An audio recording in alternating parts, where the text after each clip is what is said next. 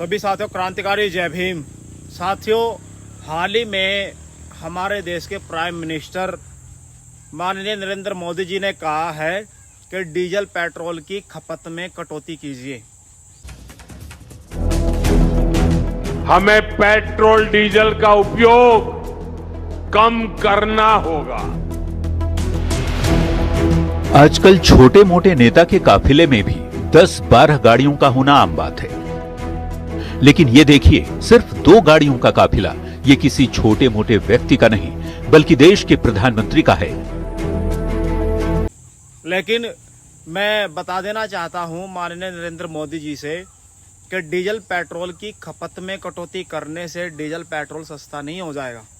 साथियों, मैं ये बात इसलिए कह रहा हूं क्योंकि 2020 में जब कोरोना काल में संपूर्ण लॉकडाउन लगा 90 दिनों का, उसमें आप मोटरसाइकिल, कार, बस या अन्य वाहन तो छोड़ो, उस समय साइकिल चलाना भी अलाउ नहीं था।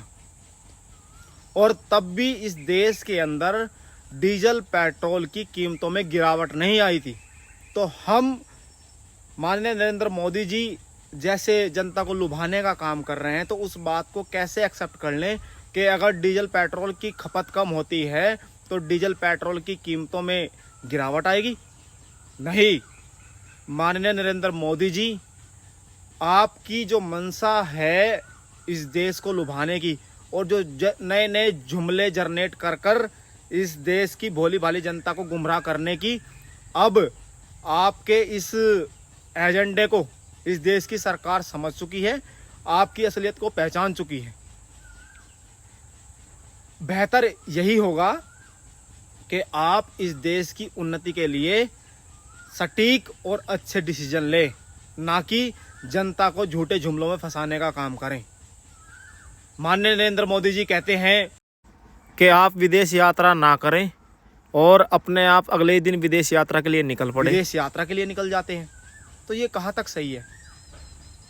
ये तब तक पॉसिबल नहीं हो पाएगा जो देश की भोली भाली जनता है, जो मीडिया दिखाता है उसी को सच मान लेती है। ये तब तक संभव नहीं हो पाएगा जब तक आप खुद घटना का जायजा नहीं लोगे, जब तक आप खुद समझदार नहीं होंगे, तब तक ये संभव होने वाला नहीं है। क्योंकि ये जो सरकार है ये पूंजीपतियों की है, ये गरीबों की नहीं है। अभी देश में 3 रुपये डीजल, 3 रुपये पेट्रोल और 2 रुपये सीएनजी पे जो बढ़ाए हैं इस देश की निकम्मी सरकार ने, तो इसका सीधा सीधा असर देश की भोली भाली जनता, गरीब जनता पर पड़ेगा। क्योंकि जो बड़े बड़े बिजनेसमैन हैं वो जीएसटी लगाते हैं, वो टैक्स लगाते हैं और अपनी भरपाई कर लेते हैं। लेकिन जो देश की गरीब जनता है, जो देश में अनाज उगाने का काम करते हैं किसान, जो दिहाड़ी मजदूर करने वाले लोग हैं, वो कहाँ से इस टैक्स की भरपाई करेंगे?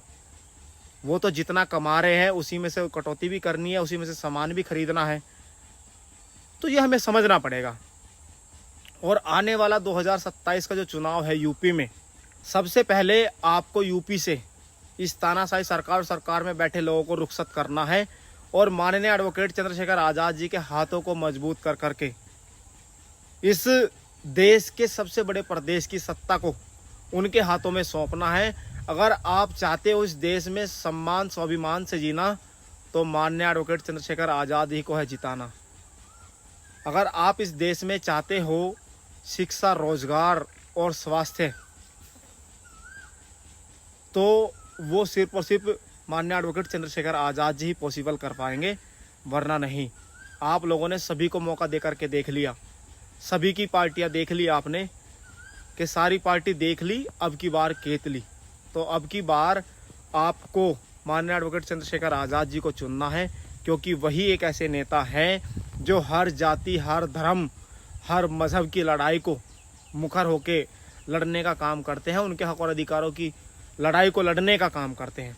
तो हमारा आप सभी से निवेदन है कि आप सभी साथी इस वीडियो को इतना शेयर करना कि ये हर दबे कुचले, हर ज़रूरतमंद लोगों तक पहुँचे और वो इस देश की सच्चाई को जाने और समझे और माननीय एडवोकेट चंद्रशेखर आज़ाद जी को इस सूबे का हुक्मरान शासक बनाने में अपनी भूमिका निभाएं।